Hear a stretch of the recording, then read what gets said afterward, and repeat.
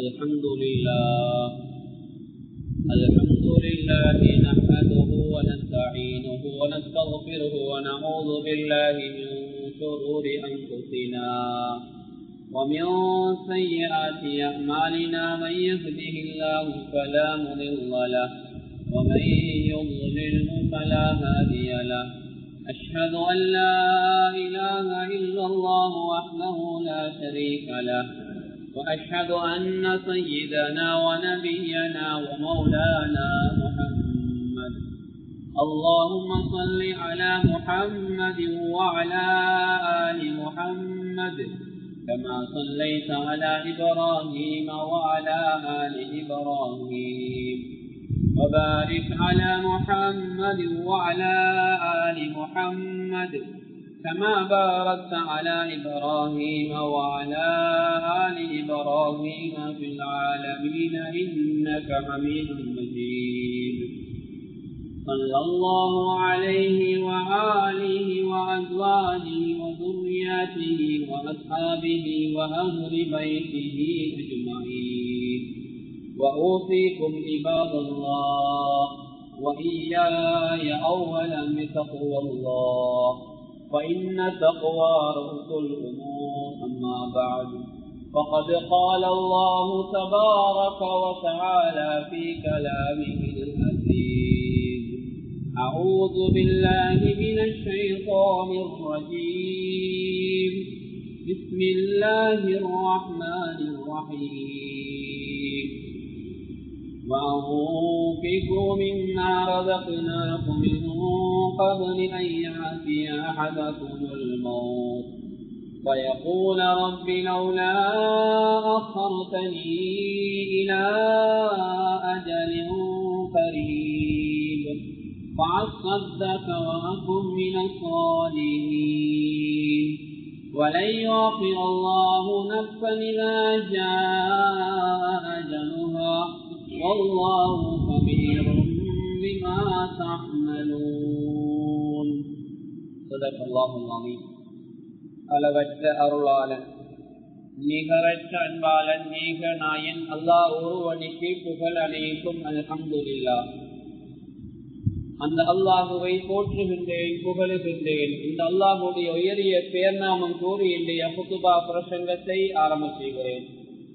சலாத்தும் சலாமும் என் உயிரிலும் மேலான கண்மணி நாயகம் முஹம்மது முஸ்தபா ஸல்லல்லாஹு அலைஹி வஸல்லம் அன்வர் மீதும் அன்னாரின் அடிச்சுவடுகளை அணுவளவுக்கு சகாத தமது வாழ்விலே பின்பற்றி வெற்றிகளை கண்ட அருமை சஹாபாக்கள், தாபிஊன்கள், தபஉ தாபிஈன்கள், முஸ்லிமான முஃமினான ஆண்கள் பெண்கள் யாவர் மீதும் அல்லாஹ்வுடைய சாந்தியும் சமாதானமும் என்றென்றும் உண்டாவதாக. எண்டோர் நாள் இவ்வுலகம் அழிந்ததற்கு பின்னால் மேலான ஜன்னத்துல் ஃபிர்தௌஸ் கூலியாக கிடைக்கட்டுமா என்று துஆ செய்கிறேன். அல்லாஹ் கபூல் செய்வானா.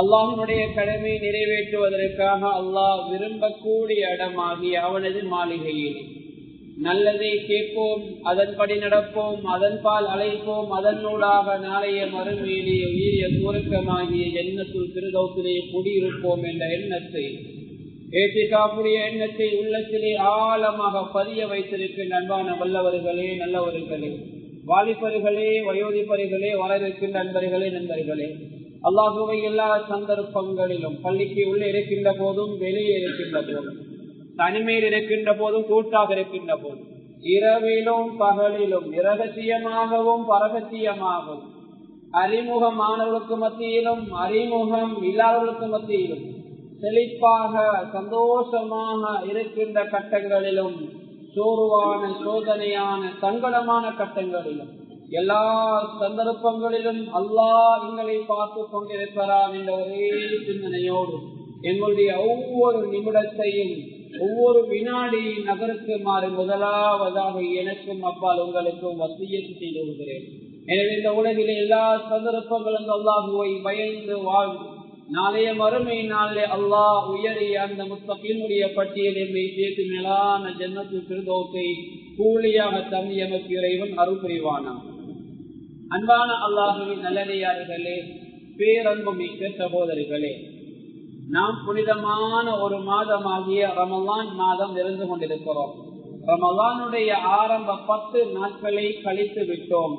மீண்டும் அந்த 10 நாட்கள் வருவதாக இருந்தால் அடுத்த வருடம் ரமலானுடைய ஆரம்ப 10 நாட்களை தான் சந்திக்க வேண்டியிருக்கும். அன்பானவர்களே, கிட்டத்தட்ட ரமலானுடைய அரைவாசியை கழித்து விட்டோம். மிக முக்கியமான ஒரு மாதம். இந்த மாதம் குர்ஆனோடு சம்பந்தப்பட்டிருக்கிறோம்.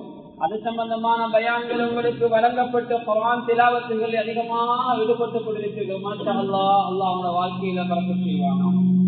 இங்கே ஜும்ஆவுக்கு வருகின்ற போது கூட 11 மணிக்கெல்லாம் குர்ஆன் ஓதக்கூடிய சகோதரிகள் வாலிபர்களை பள்ளிக்குள்ளே காண முடிந்தது. அல்ஹம்துலில்லாஹ். அல்லாஹ் உங்கள் ஊருக்கு பரக்கத் செய்வானாக என்று பிரார்த்திக்கிறேன். அன்பான அல்லாஹ்வின் நல்லடியார்களே, அதே போல ரமலான் மாதம் இன்னும் ஒரு முக்கியம் நிறைந்த ஒரு மாதமாக இருக்கிறது. அதுதான் சதகா உடைய மாதமாகவும் இருக்கிறது. ஏழை எளிய மக்களுடைய கஷ்டங்களிலே துன்பங்களிலே பங்கெடுக்கின்ற மாதமாகவும் இருக்கிறது. அன்பான அல்லாஹ்வின் நல்லடியார்களே, எனவே அந்த விடயத்திலும் நாம் கவனம் செலுத்துவது, அதிலும் நாங்கள் அக்கறை காட்டுவது எங்கள் மீது கடமையாகவும் பொறுப்பாகவும் இருக்கிறது. அல்லாஹ் சுப்ஹானஹு வ தஆலா இந்த உலகத்திலே எங்களுக்கு ஒன்றுமே வைத்தது கிடையாது. நாங்கள் பிறக்கின்ற போது இந்த உலகத்திலே பிறந்தோம். என்னுடைய பிறப்பு எங்களுக்கு பிறரால கொடுக்கப்பட்டது. இந்த உலகத்துக்கு வருகின்ற போது எமது உடம்பிலே ஆடை இல்லாமல் ஒன்றும் இல்லாமல் தான் இந்த உலகத்துக்கு வந்தோம். அல்லாஹ் தஆலா பரிசுத்த அல் குர்ஆனிலே சொல்கிறான், வல்லாஹு அக்ரஜகும் மின் புத்தூனி உம்மஹாத்திக்கும் லா தஅலமூன ஷைஆ. இந்த உலகத்துக்கு அல்லாஹ் தாயுடைய வயிற்றில் இருந்து உங்களை வெளியாக்கும் போது, நீங்க வெளியாகும் போது உங்களுக்கு ஒன்றுமே தெரியாது. கண்ணியமானவர்களே, உங்களுக்கு ஒன்றுமே தெரியாது. தண்ணியும் தெரியாது, நெருப்பும் தெரியாது, தாயும் தெரியாது, தகப்பனும் தெரியாது. அன்பானவர்களே, மலங்களை கூட வாயிலே அள்ளி போடக்கூடிய சூழ்நிலை. இப்படி ஒன்றுமே அறியாதவர்களாத்தான் அந்த உலகத்துக்கு வந்தோம். அதே போன்று எங்களுக்கு வைக்கப்பட்ட பெயர் அதுவும் பிறரால வைக்கப்பட்டது. நாங்க யாருமே சொல்ல இல்லை எங்களுக்கு இந்த பேரை வைங்க, எனக்கு முஹம்மது என்று வைங்க, எனக்கு அஹமது என்று வைங்க. நாங்க யாருமே பேரை சொல்ல இல்லை. எங்கட தாயும் தகப்பனும் எங்கட குடும்பத்தார்களும் பலமாக்களும் சேர்ந்து எங்களுக்கு ஒரு நல்ல பேரை வைத்தார்கள். எங்களுக்கு வைக்கப்பட்ட பெயரும் பிறரால வைக்கப்பட்டது. அதுக்கு பின்னால கொஞ்சம் கொஞ்சம் வயசு கூடும், கண்ணியமான வயது கூட கூட நாங்க படிப்போம், நாங்கள் ஓதுவோம், எங்கட டிகிரிகளை முடிப்போம். கண்ணியமான காலங்கள் கூட கூட படிப்பும் எங்களுக்கு பிறரால கொடுக்கப்பட்டது. மார்க்கம் படித்தோமா, மார்க்கம் பிறரால எங்களுக்கு கொடுக்கப்பட்டது. அதுக்கு பின்னால பட்டம் பதவி அந்தஸ்து அப்படியே மேல போகும். வயதுகள் கூட கூட சில பொறுப்புகள் வரும், இன்னும் சில பொறுப்புகள் அந்தஸ்துகள் கூட கூட. நாங்க ஒரு செல்வந்தராக இருந்தா, நாங்க ஒரு ஆலிமாக இருந்தா, நாங்க ஒரு பட்டதாரியாக இருந்தா, ஏதோ ஒரு வகையில எங்களை அறியாம எங்களுக்கு சில பொறுப்புகள் வரும். அன்பானவர்களே, அந்த அறிவுகளும் எங்களுக்கு பிறரால கொடுக்கப்பட்டது. எங்களுக்கு வந்த பொறுப்புகளும் பிறரால கொடுக்கப்பட்டது. அந்த பொறுப்புகள் சில வேளை கொடுத்தவர்களே எங்களிடம் இன்று கலட்டி எடுக்கலாம். அதே போன்று கண்ணியம் ஒரு நாள் இந்த உலகத்திலே நாங்கள் அனுபவிக்கின்ற வாகனமாக இருக்கலாம், வீடுகளாக இருக்கலாம், சொத்து செல்வங்களாக இருக்கலாம். இதெல்லாம் பிறரால எங்களுக்கு கொடுக்கப்பட்டவைகள். ஒரு நாள் மௌத்தானா எங்களை இறுதி கடமை 4 செய்வார்கள். எங்களை என்ன செய்வார்கள்? குளிப்பாட்டுவார்கள், கஃபன் செய்வார்கள், அடுத்ததாக தொலைப்பார்கள், நல்லடக்கம் பண்ணுவார்கள். இதையும் பிறர்தான் செய்து விடுவார். எங்களுக்கு ஒன்றுமே இல்லை. ஆனா இந்த உலகத்துல வாழ்ந்த அந்த வாழ்க்கைக்குள்ள இறுதியாக 4 கடமைகள், ஆரம்பத்துல சொல்லப்பட்ட நிலைமைகள், இதுக்கு இடைப்பட்ட காலங்களை எப்படி நாங்கள் வாழ்கின்றோமோ அதை பொறுத்துத்தான் மறுமையுடைய வாழ்வு அமைய போகிறோம். எங்களுக்கு வைக்கப்பட்ட பெயர் கூட தற்காலிகமானது. இந்த உலகத்துல நாங்க மௌத்தாகிட்டா மௌத்துக்கு பின்னால யாருமே எங்களோட பேரை அழைக்க மாட்டாங்க. நாங்க அப்துல்லா விட்ட போறோம், நாங்க பிரின்சிபல் விட்ட போறோம், நாங்க அந்த மௌலி விட்ட போறோம், நாங்க பள்ளி தலைவர் விட்ட போறோம் யாரும் சொல்ல மாட்டாங்க. மையத்தை வீட்டுக்கு போறோம்னு சொல்லுவாங்க. கண்ணியமான வைக்கப்பட்ட பெயர் கூட தற்காலிகமானது. இந்த உலகத்தை விட்டு அல்லாஹ் இந்த உலகத்துக்காக அவனை வாழ்வதற்கு தந்த இந்த உடம்பில இருந்து ரூஹு போய்விட்டா இந்த சமூகம் எங்கட பேரை முதலாவது மறந்துடும். கண்ணியமானவர்கள், அதுக்கு பின்னால எங்களை இறுதி கடமைகளை செய்வார்கள். அன்பான அல்லாஹ்வின் நல்லடியார்கள், மனைவி அழுவா, என்ன விட்டு போறீங்களான்னு கவலைப்படுவா. கண்ணியமானவர்கள், ஏன் கவலைப்படுகிறா? என்ன பாக்குறதுக்கு யாரும் இல்லையே, எனக்கு செலவு தர யாரும் இல்லையே. அவளுடைய உண்மையான யதார்த்தத்தை அவ வாயால சொல்லிவிடுவா. அவளை பார்க்கணும், அந்த தாயை பார்க்கணும், அந்த தாய்க்கு செலவழிக்கணும், அதனால என்ன பார்க்க யாரும் இல்லையே என்பதாக கண்ணியமான சிலர் புலம்புவார். அன்பான அல்லாஹ்வின் நல்லடியார்களே, எனவே மௌத்தா போறதுக்கு பின்னால் செய்யக்கூடிய 4 கடமைகள். எங்களுக்கு கஃன் செய்கின்ற போது கூட வெள்ளை நிற ஆடைகளாத்தான் கஃன் செய்வார்கள். கஃனுடைய துணி கொஞ்சம் பெரிதா இருந்தா அது சிறுசாக்க இருந்துச்சு டைலர் மாமாட்ட சொல்ல இயலாது, அல்லது கஃன் துணி இறுக்கமா இருந்தா இதை கொஞ்சம் பெருசாக்க இருந்துச்சு சொல்ல இயலாது.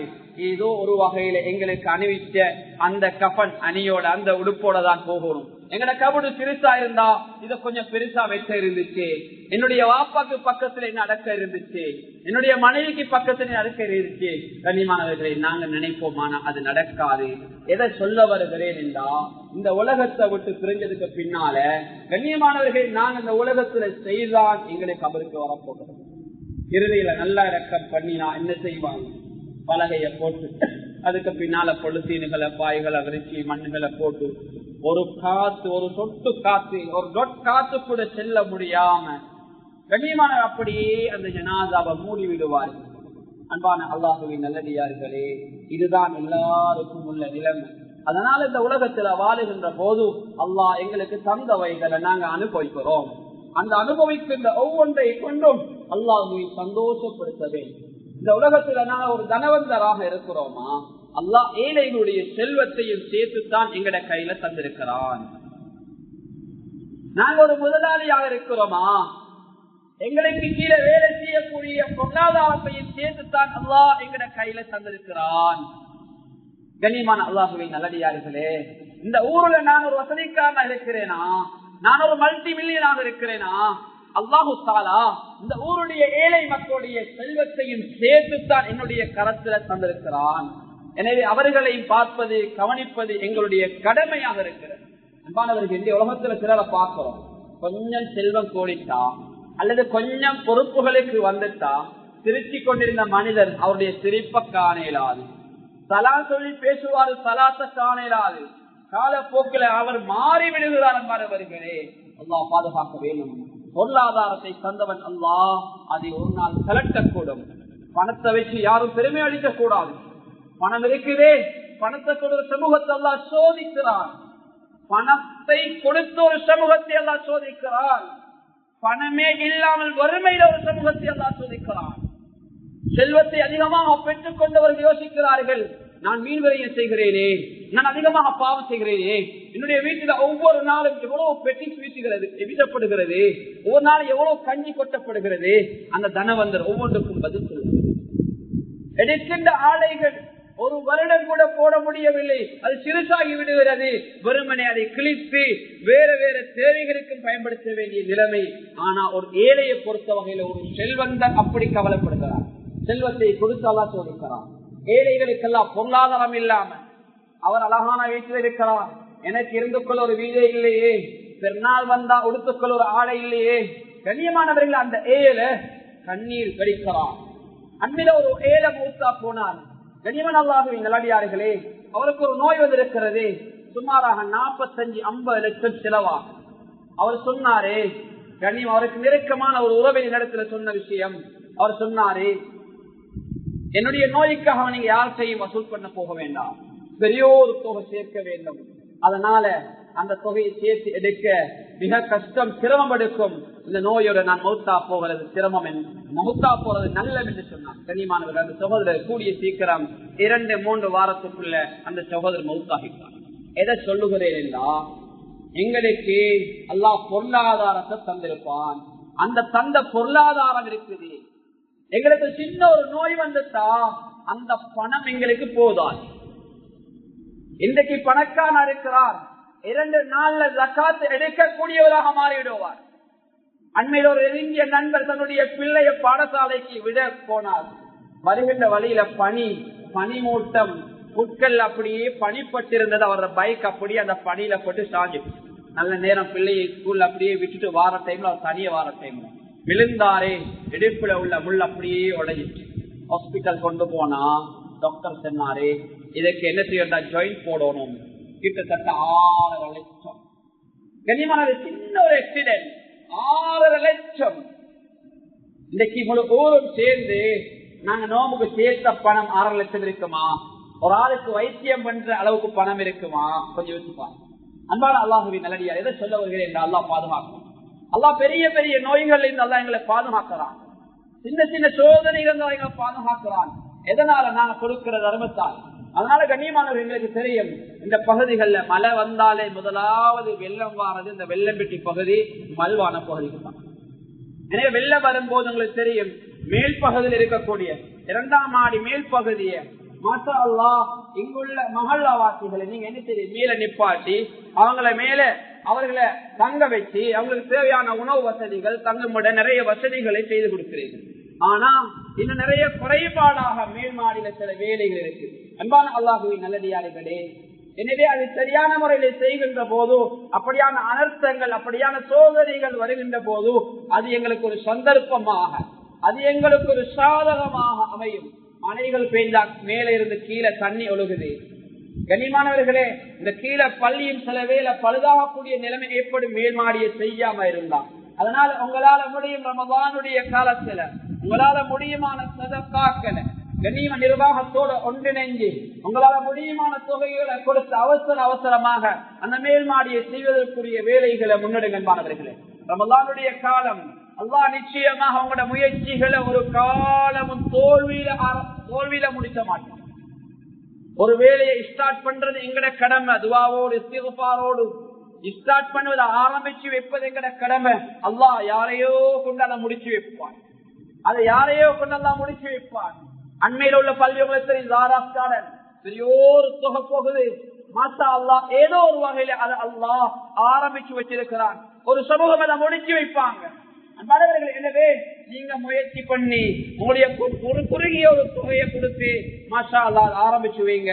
ஒரு சமூகம் நிச்சயமாக அல்லாஹ் அதை முடிச்சு வைப்பான். இது அல்லாஹ்வுடைய வீர கற்ற வேலை, எங்கட வீர கற்ற வேலையில் அல்லாஹ்வுடைய வீர கற்ற வேலை.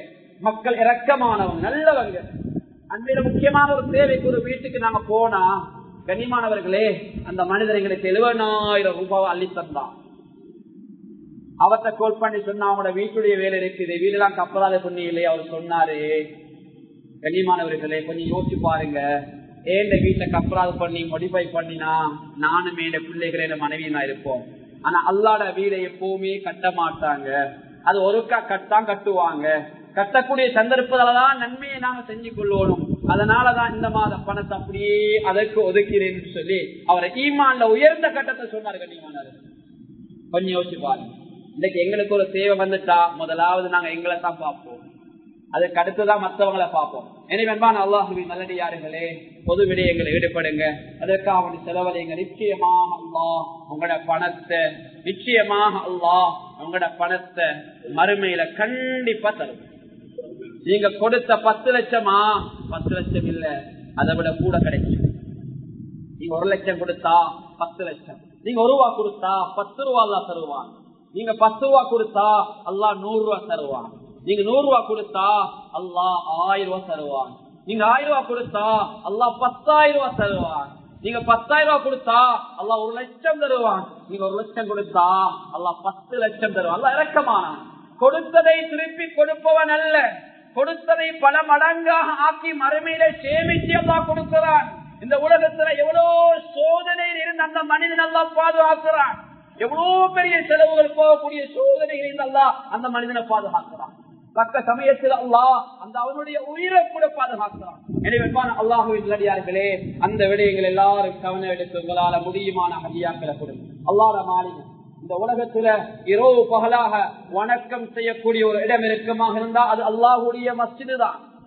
இரவு பகலாக அமல் செய்யக்கூடிய ஒரு இடம் இருக்குமாக இருந்தா, குர்ஆன் ஹயாத்தாக கூடிய ஒரு இடம் இருக்குமாக இருந்தா, மனிதனுக்கு நிம்மதியை கொடுக்கக்கூடிய இடம் இருக்குமாக இருந்தா, ஒவ்வொரு மனிதனையும் மாற்றக்கூடிய ஒரு இடம் இருக்குமாக இருந்தா அது மஸ்ஜித் தான். கண்ணியமானவர்களே, இன்னைக்கு எத்தனையோ பாவனை உள்ள மக்கள் அந்த மஸ்ஜித் இருக்கு.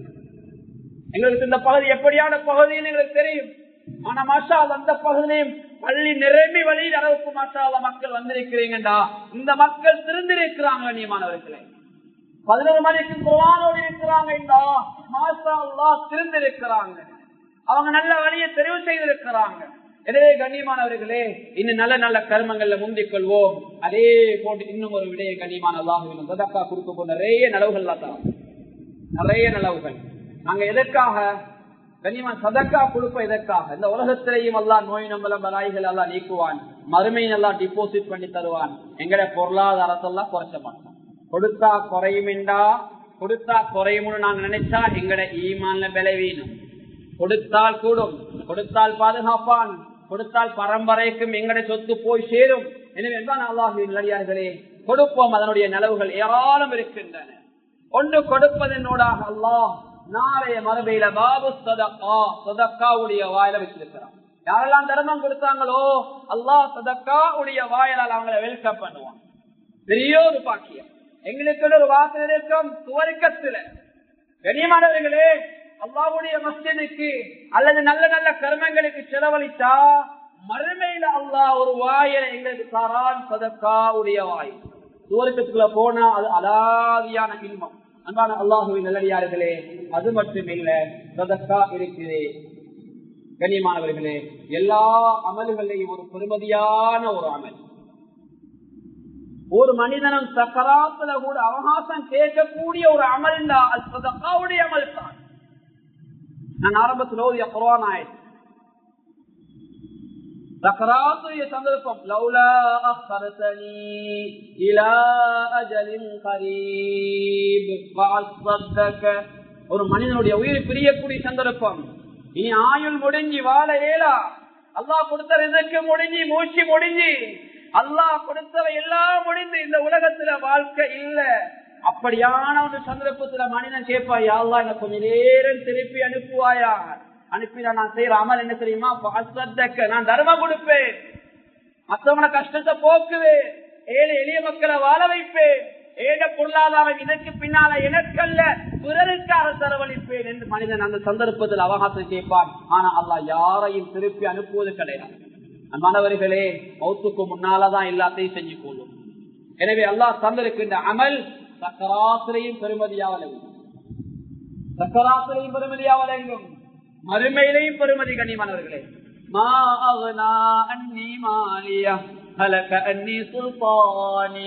மறுமையில ஒரு மனிதன் கவலைப்படுவான், என்னுடைய பொருள் எனக்கு பிரயோஜனம் தரலையே, இரவு பகலா கஷ்டப்பட்டு உழைச்ச பொருளாதாரமே கண்ணுக்குரிய ஹக்கு இல்ல, மனைவிக்குரிய ஹக்கு இல்ல, பிள்ளைகுட்டிக்குரிய ஹக்கு இல்ல, தன்னுடைய தாயாப்படக்கூடிய ஹக்கு எல்லாத்தையும் விட்டுட்டு இந்த மனிதன் பொருளாதாரம் என்று அதுக்கு பின்னாலே சுத்தினான். ஆனா அது எனக்கு பிரயோஜனம் தரலையே, என்னுடைய ஆட்சி அதிகாரம் என்ன நாசத்துல போட்டுட்டு மறுமையில கவலைப்பட முடியும். நல்லா பாதுகாக்கணும். எனவே எங்களை பொருளாதாரத்தை கொண்டு நாங்க நலவுகளை செஞ்சு கொள்வோம்.